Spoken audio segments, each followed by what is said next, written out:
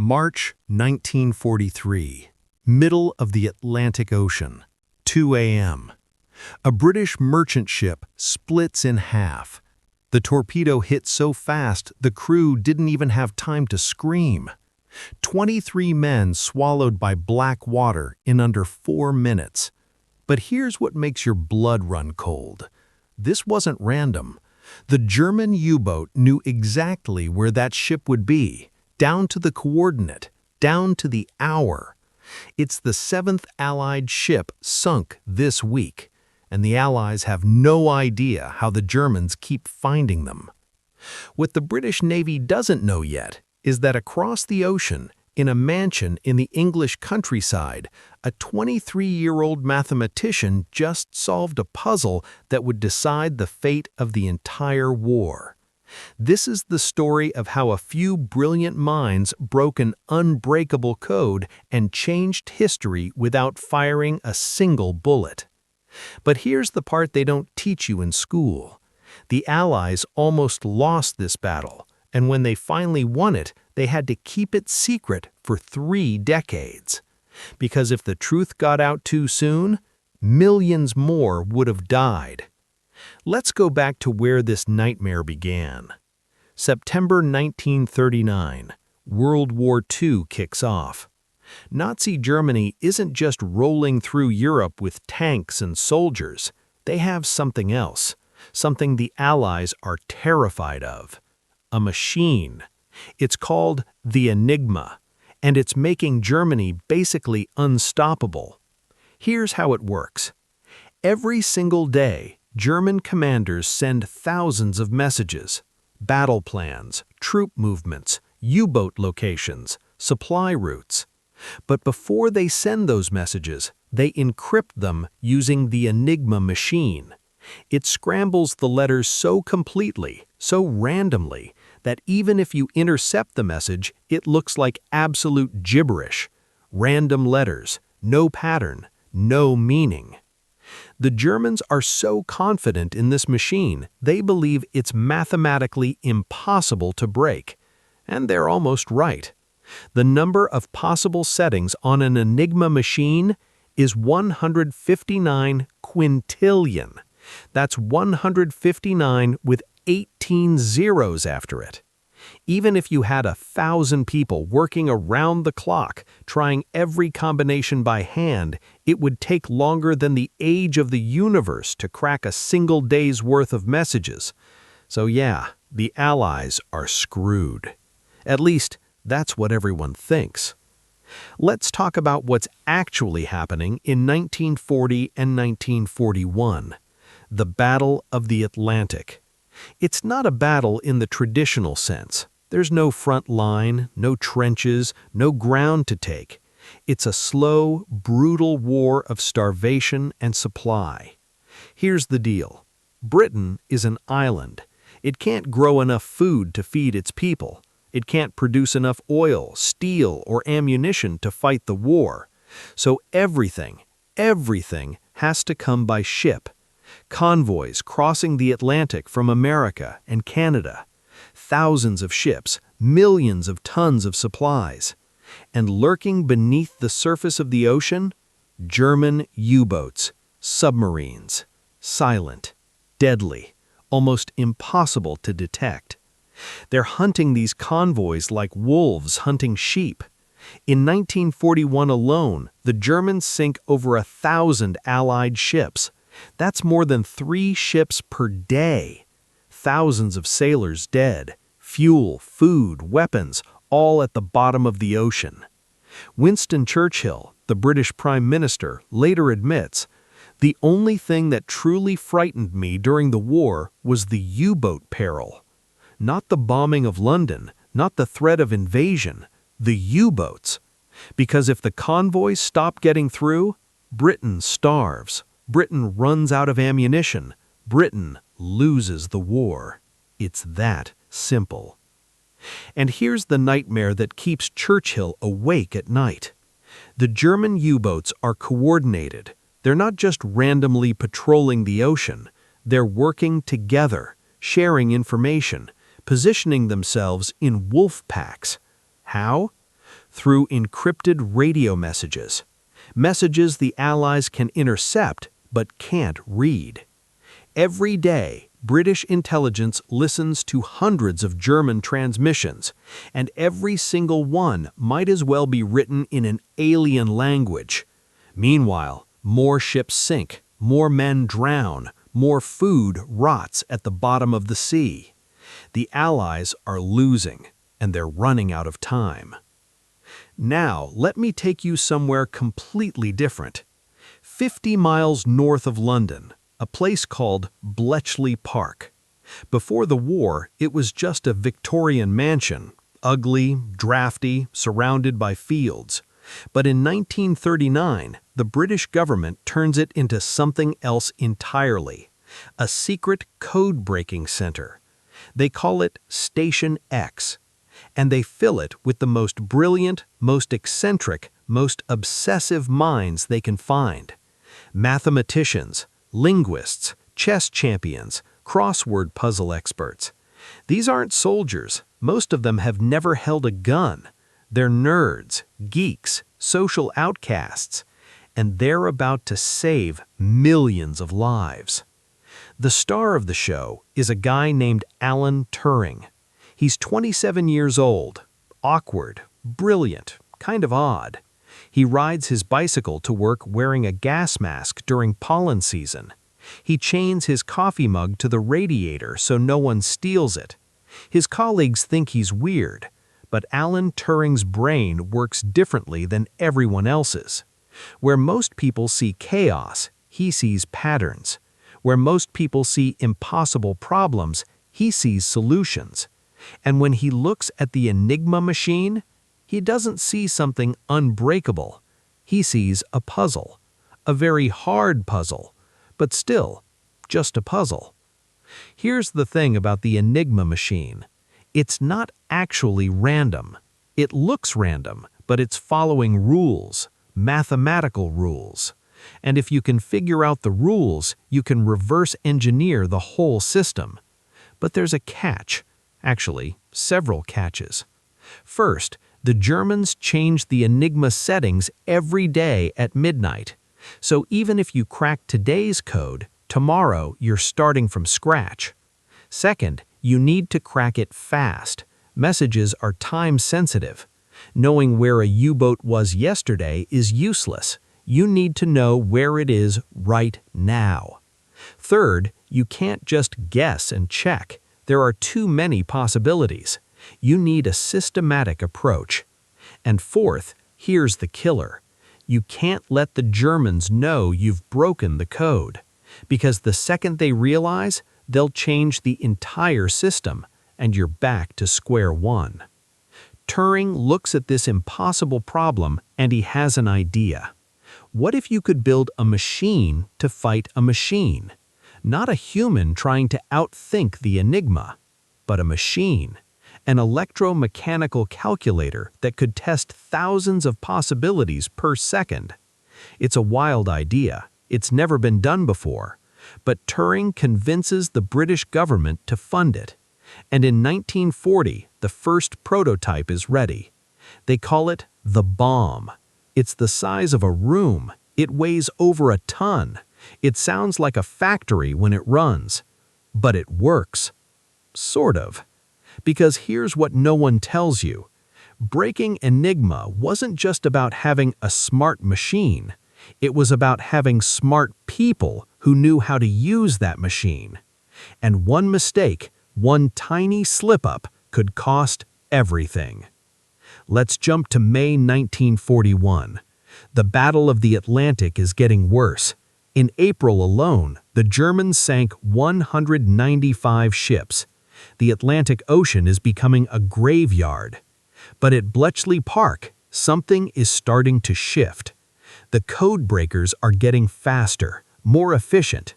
Turing's bombed machines, now they have several, are churning through Enigma settings, and they're starting to crack messages. Not all of them, but some. Enough to make a difference. But there's a problem. The naval Enigma, the version used by German U-boats, is even more complex than the standard military Enigma. It has more rotors, more settings, more security. And the Bletchley team is still struggling to break it consistently. Then something incredible happens. May 9th, 1941, North Atlantic. A British destroyer, HMS Bulldog, is hunting a German U-boat, U-110. They drop depth charges. The submarine surfaces, damaged. The German crew tries to scuttle the sub, sink it before the British can capture it. But the British boarding party moves fast. They storm onto the sinking submarine, and in the chaos, they find something unbelievable. An Enigma machine, code books, daily settings for the entire month. The German captain thought he'd destroyed everything. He was wrong. The British haul this treasure back to Bletchley Park, and suddenly, the impossible becomes possible. With the captured materials, the codebreakers can finally understand how the naval Enigma works. They can crack U-boat messages, which means they can read German battle plans. They can see where the wolf packs are forming. They can route convoys around the submarines instead of directly into them. This is the moment the war starts to turn. But here's the insane part. The British can't use this information directly. Think about it. If the convoys suddenly start avoiding every U-boat with perfect accuracy, the Germans will realize their code is broken. They'll change the entire system. So the Allies have to be smart, strategic, patient. They use the intelligence, but carefully. Sometimes they let ships sail into danger because saving them would reveal too much. Sometimes they send out reconnaissance planes before rerouting a convoy, just to give the Germans a reason why the convoy changed course. It's a sick calculus. Lives for information, short-term losses for long-term victory. Churchill knows what's happening, so do a handful of top commanders, but the U-boat captains, the merchant sailors, they have no idea their survival is part of a secret war they can't even see. Over the next 2 years, the codebreakers at Bletchley Park crack tens of thousands of messages. The Germans never suspect a thing. They keep trusting the Enigma, keep sending their plans through encrypted radio, and the Allies keep listening. By 1943, the tide of the Battle of the Atlantic has completely turned. U-boat losses skyrocket, convoy losses plummet. The wolf packs that once terrorized the ocean are being hunted themselves. German admirals are baffled. How are the Allies suddenly so good at finding submarines? They blame radar, they blame spies, they blame bad luck. They never blame the Enigma, because the Enigma is unbreakable. Everyone knows that. Let's talk about what's happening inside Bletchley Park during this time, because this isn't a story about machines, not really. It's a story about people, and these people are working themselves to the bone. Bletchley Park runs 24/7, 3 shifts, round the clock. Most of the workers are women, young women, recruited straight out of university or secretarial schools. They're told nothing about what they're actually doing, just work hard, don't ask questions, don't talk to anyone about your job, not your parents, not your friends, not even other workers at Bletchley. They sit in cold, cramped rooms processing endless streams of encrypted letters. They don't know what the messages say, they don't know if their work matters, they just do their jobs, hour after hour, day after day. Some of them have brothers or boyfriends fighting overseas. They don't know that the tedious, repetitive work they're doing might be saving those men's lives. And then there are the cryptanalysts, the actual codebreakers, people like Alan Turing, like Joan Clark, one of the few women allowed in the inner circle, like Gordon Welchman, Dilly Knox, John Jeffries. These people are operating on a completely different level. They're inventing entirely new fields of mathematics, computer science, information theory. They're working 16-hour days, fueled by tea and cigarettes and sheer desperation. Because they know that every hour they waste, more people die. Every day they fail to crack the code, more ships sink. Let me give you an example of how insane this pressure is. In 1942, the Germans add a fourth rotor to the naval Enigma. Overnight, the number of possible settings multiplies exponentially. Bletchley goes dark. They can't read U-boat messages anymore. For 9 months, the convoys are blind again. Losses spike. The codebreakers are frantic, desperate. They know the solution is out there. They just have to find it. Finally, in December 1942, they crack the 4-rotor system. 9 months of hell, but they did it. And the thing is, no one outside Bletchley Park knows any of this is happening. No newspapers, no medals, no public recognition. The people saving the world are doing it in complete silence. Now, here's the part that'll make you angry. The war ends in 1945. Germany surrenders. Japan surrenders. Millions of people celebrate. Parades, parties, relief. And the codebreakers at Bletchley Park?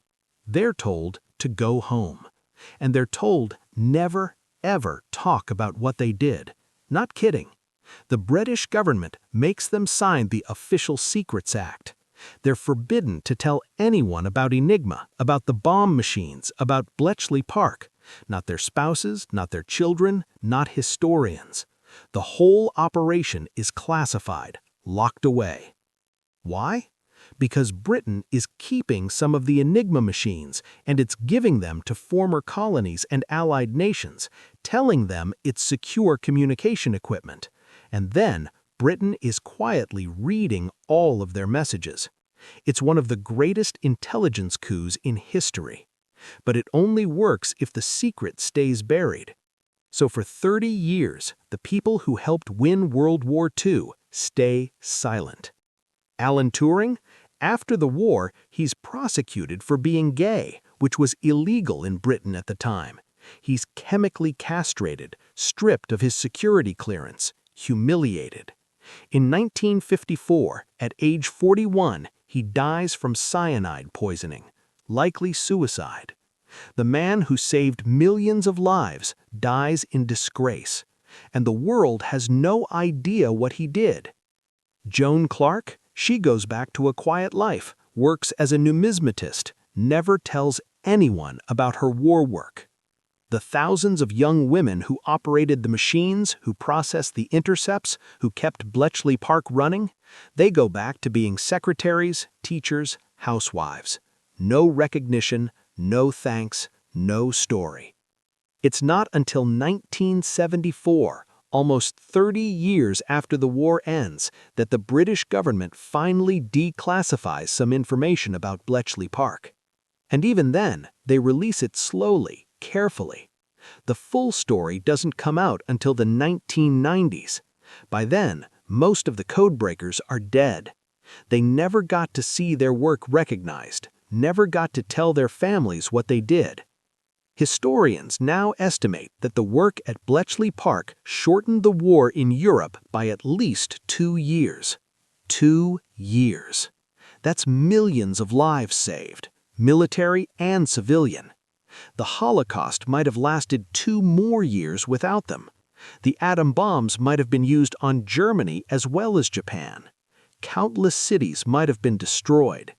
But instead, a small group of mathematics and linguists and ordinary people broke an unbreakable code. And they did it in secret. Because sometimes the most important battles aren't fought with guns. They're fought with pencils and paper and brilliant minds. So why does this matter today? Let me connect the dots for you. First, Alan Turing's work at Bletchley Park wasn't just about breaking codes. He was essentially inventing the modern computer. The bomb machines were early computers, electromechanical calculators designed to solve logical problems. After the war, Turing continued this work. He wrote some of the foundational papers on computer science and artificial intelligence. Every computer you use today, your phone, your laptop, the servers running the internet, they all trace their lineage back to ideas Turing pioneered. Second, the techniques developed at Bletchley Park laid the groundwork for modern cryptography.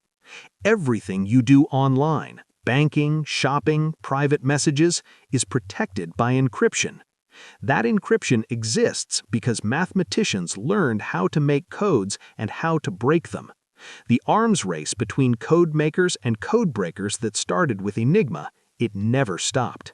It just moved into the digital world. Third, Bletchley Park is one of the clearest examples of how diverse teams outperform homogeneous ones. The British didn't just recruit mathematicians, they recruited linguists, chess players, crossword enthusiasts, musicians. They recruited women, which was radical at the time. And that diversity of thought, that mixture of different skills and perspectives, is what made them successful. When you're facing an impossible problem, you need people who think differently. And fourth, this story is a reminder of how much we don't know about history. For 30 years, one of the most important stories of World War II was hidden. People lived entire lives without knowing the truth. What else don't we know? What other secrets are still locked in government vaults? History isn't just what happened, it's what we're allowed to know about what happened. And sometimes, the most important stories are the ones that stay hidden the longest. But let's not sugarcoat this, because while we celebrate the victory, there's a darker side to this story. Remember what I said earlier about how the Allies couldn't use their intelligence too obviously? Let me tell you what that actually meant. There were times when British intelligence knew a convoy was going to be attacked. They knew the exact location of the U-boats. They knew when the attack would happen. And sometimes, not always, but sometimes, they let it happen anyway, because saving that convoy would tip off the Germans. Imagine being the person who has to make that decision. You have information that could save 100 men right now, today. But using that information might cost 1,000 lives next month or 10,000 the month after. So you stay silent. You let those men die, and you carry that weight for the rest of your life. There's a famous example. November 1940. Bletchley Park decrypts a message. The Germans are planning a massive air raid on a British city. The city is Coventry. Some historians claim Churchill knew about the raid in advance, but couldn't evacuate the city because it would reveal the code was broken. Other historians say that's a myth, that there wasn't enough time to act on the intelligence anyway. We may never know the full truth, but either way, Coventry is devastated. Over 500 people die. The medieval cathedral is destroyed. This is the ugly reality of intelligence work. Information is power, but sometimes using that power costs lives. And the people making those decisions, Churchill, the commanders, the intelligence officers, they have to live with that. There are no clean hands in war, not even for the heroes. Let's go back to Alan Turing for a minute, because his story doesn't end with the war. In 1952, Turing's house is burgled. During the police investigation, it comes out that Turing is in a relationship with a man. Homosexuality is illegal in Britain at this time. It's considered a crime, a sickness. Turing is arrested, charged with gross indecency. He's given a choice, prison or chemical castration. He chooses the chemicals, hormone treatments that are supposed to cure him. They don't cure anything. They just destroy his body and his mind. Think about the insanity of this. This is the man who helped save Europe from Nazi Germany. The man whose work probably shortened the war by years, who saved millions of lives. And his own government prosecutes him, tortures him, humiliates him, because who he loves. On June 7, 1954, Turing is found dead in his home. There's an apple by his bed, half eaten, laced with cyanide. The official ruling is suicide. Some people think it was an accident. Turing was known to be careless with chemicals in his home experiments, but most historians believe he took his own life. He was 41 years old. For decades, no one knows what he did during the war. His obituaries mention he was a mathematician, that he worked for the government during the war. They don't mention Bletchley Park. They don't mention Enigma. They don't mention that he's one of the most important figures of the 20th century. He dies in obscurity. And the world moves on. It's not until 2009, 55 years after his death, that the British government finally apologizes to Alan Turing. And in 2013, Queen Elizabeth grants him a posthumous pardon. Too little, too late. But at least the world finally knows his name. At least the story is finally being told. And Turing isn't the only forgotten hero. Let's talk about the women of Bletchley Park. There were about 8,000 women working there by the end of the war. They operated the bomb machines, they translated intercepts, they analyzed patterns, they did the tedious, crucial work that kept the whole operation running. But after the war, most of them go back to normal life. They're expected to become housewives and mothers. Their wartime work is classified. They can't put it on a resume. They can't talk about it in job interviews.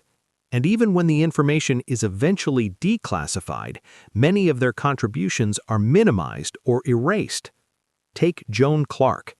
She was one of the top crypto analysts at Bletchley Park. She worked directly with Turing. She was brilliant, but she was paid less than her male colleagues. And after the war, her work is barely acknowledged. She never receives the recognition she deserves during her lifetime.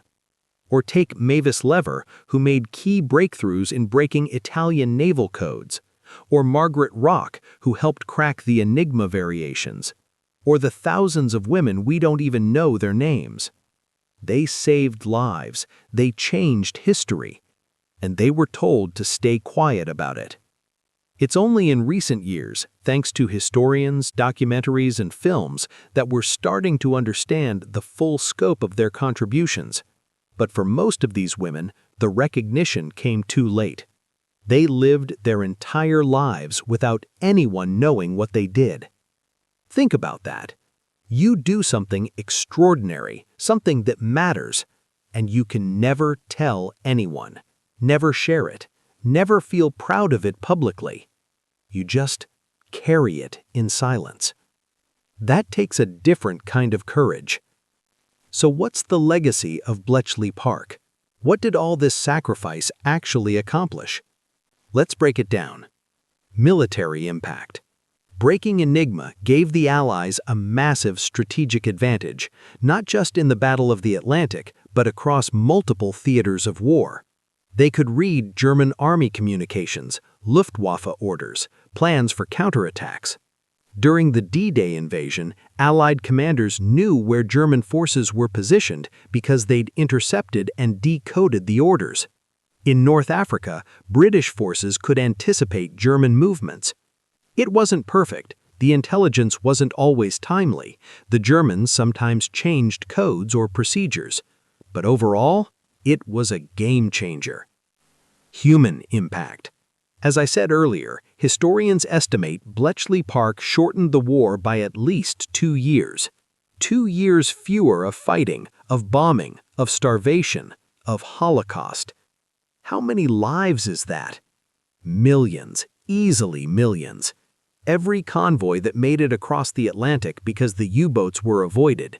Every bomber crew that survived because they knew where the flat guns were positioned. Every civilian who didn't starve because food shipments got through. The numbers are almost incomprehensible. Technological impact. Bletchley Park was the birthplace of the modern computer. Turing's theoretical work on computation, the Turing machine, is still taught in computer science classes today. The bomb machines inspired the next generation of computing devices. After the war, many Bletchley veterans went on to build the first commercial computers, to develop programming languages, to create the foundations of the digital age. Your smartphone exists because of work that started at Bletchley Park. Cultural impact. The story of Bletchley Park reminds us that war isn't just won by soldiers. It's won by thinkers, scientists, engineers, ordinary people doing extraordinary things. It reminds us that intelligence, in both senses of the word, matters. And it reminds us that sometimes the most important work happens in secret, far from the headlines and the glory. Okay, let's play a dark game. What if Bletchley Park had failed? What if the Enigma had never been broken? The Battle of the Atlantic continues. The U-boats keep sinking convoys with impunity. Britain starts running out of food, fuel, ammunition. By late 1942, maybe early 1943, Britain might be forced to negotiate a peace. Germany doesn't have to invade Britain, they just have to starve it into submission. With Britain out of the war, there's no staging ground for D-Day. The Western Front doesn't open in 1944. All the pressure falls on the Soviet Union. Maybe the Soviets still win eventually, but at even greater cost. Maybe millions more die on the Eastern Front. Or maybe Germany, without a two-front war, manages to stabilize his position. Maybe the Holocaust continues for years longer. Maybe the war doesn't end until atomic bombs are used, not on Japan, but on Berlin and other German cities. We can't know for sure. History doesn't give us do-overs. But this much is certain. The world we live in today is shaped by what happened at Bletchley Park. And it almost didn't happen at all. It took a perfect storm of genius, luck, and determination. A few thousand people working in secret, making the impossible possible. Here's something most people don't think about. The real enemy wasn't the Enigma machine. It was time. Every day that passed without breaking the code, more people died. Every hour spent on a dead-end approach was an hour wasted. The pressure was suffocating. And the worst part, the codebreakers couldn't see the immediate results of their work. They weren't on the battlefield. They weren't saving sailors from sinking ships with their own hands. They were just sitting in cold rooms, scribbling on paper, running machines. Imagine working on a problem for weeks, months, not knowing if you're making progress, not knowing if it even matters. And then maybe you hear through unofficial channels that a convoy made it through, that U-boat activity has dropped in a certain area. And you wonder, was that us? Did our work do that? But you can't ask. You can't know for sure. You just keep working. That's the real heroism here. Not dramatic action, not glory, just persistence, discipline, faith that the work matters even when you can't see the results. That's what won the Battle of the Atlantic. Not just intelligence, but the human will to keep going when everything seems hopeless. Okay, here's one final secret, something that'll blow your mind. The British didn't just break Enigma, they broke everything. German army codes, Luftwaffe codes, Abwehr intelligence codes, Italian codes, Japanese codes. By the end of the war, the Allies were reading a huge portion of Axis communications, and the Axis powers never knew. Even after the war, when Enigma machines were distributed to other countries, those countries had no idea the code had been broken. Countries in Africa, Asia, the Middle East, they kept using Enigma for secure communications well into the 1960s. And Britain was reading everything. This gave Britain massive leverage in post-war negotiations, in decolonization, in Cold War politics. They knew what other countries were planning before those countries even finalized their own plans. It's one of the greatest intelligence advantages in history, and it stayed secret for decades. Think about how insane that is. Thousands of people kept this secret for 30 years, through careers, through marriages, through entire lifetimes. They took the secret to their graves. That's loyalty, that's discipline, that's sacrifice, and it's terrifying. Because it makes you wonder, what else don't we know? What other secrets are still buried? So, let's bring this home. The Battle of the Atlantic was won by people you've never heard of, in a place most people couldn't find on a map, using skills that seemed useless at the time: math, logic, puzzles, languages. But those skills saved the world. Alan Turing never got to see his legacy. Joan Clark never got the recognition she deserved. The thousands of women who kept Bletchley Park running died without ever being able to tell their grandchildren what they did. But they won the war. Not with guns, not with bombs, with their minds. And here's what you need to understand. The Battle of the Atlantic could have gone either way. If the Enigma hadn't been broken, millions more would have died. The war might have dragged on for years. Nazi Germany might have developed nuclear weapons. The entire shape of the 20th century and our world today would be different. But a few brilliant, stubborn, impossible people refused to give up. They stared at an unbreakable code and said, "We'll break it anyway." And they did, in secret, without recognition, without glory. They did it because it needed to be done. So the next time someone tells you that math doesn't matter, that puzzles are a waste of time, that nerds can't change the world, think of Bletchley Park. Think of Alan Turing, hunched over a machine at 3 a.m., scribbling equations. Think of Joan Clark, the only woman in a room full of men, proving she belonged there. Think of the thousands of young women operating machines they didn't understand, trusting that their work mattered. They saved the world, and for 30 years, no one even knew. That's the real secret of World War II. Not that the Allies won, but how they won, and who won it for them. The world owes them everything, and most of them died before the world even knew their names. Sometimes the greatest battles aren't fought in the light. They're fought in silence, in darkness, by people history almost forgot. But we remember now.